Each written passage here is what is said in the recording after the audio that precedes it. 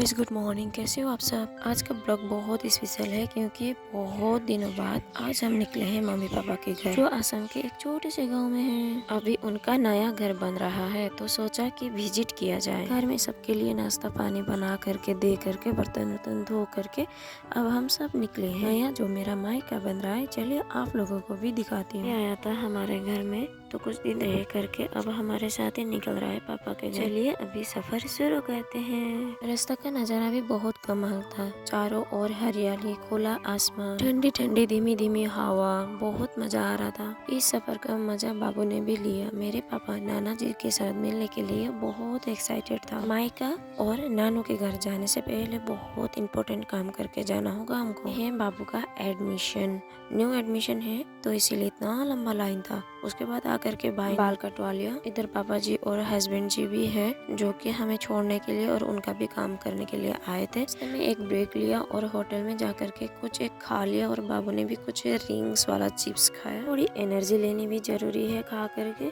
अभी हम लगभग पहुंचने ही वाले हैं। उन दिनों जब हम पढ़ाई करते थे गाँव में तो उन दिनों ये मोस्ट फेवरेट था मेरा, घुगनी और अंडा। साथ में पापड़ भी हुआ करता था, पर अभी पापड़ यहाँ अवेलेबल नहीं है। हम लगभग पहुँचने ही वाले हैं। देखिए इस रास्ते से हम जाएंगे तो फिर मम्मी पापा का घर जल्दी पहुँचेंगे।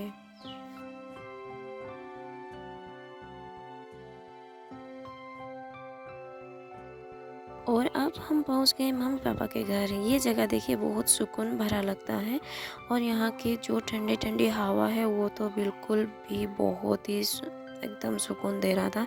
और साथ ही बाबू को नाना जी के साथ मिल करके बहुत अच्छा लग रहा था। जब भी वो पापा जी फ़ोन करते हैं तो तभी बोलता था मैं आऊँगा ज़रूर, नाना जी आऊँगा ज़रूर बोले जा रहा था। पर आज उसका इंतज़ार ख़त्म हो गया और नाना जी का भी पोते के साथ मिलने का इंतज़ार भी ख़त्म हो गया। तो ये रहा हमारा छोटा सा मायका घर बन रहा है। अभी जस्ट आज ही इन्होंने जो है लेकर आए हैं कुछ सामान, गैस और ट्यूबवेल वगैरह, हैंड पंप वगैरह।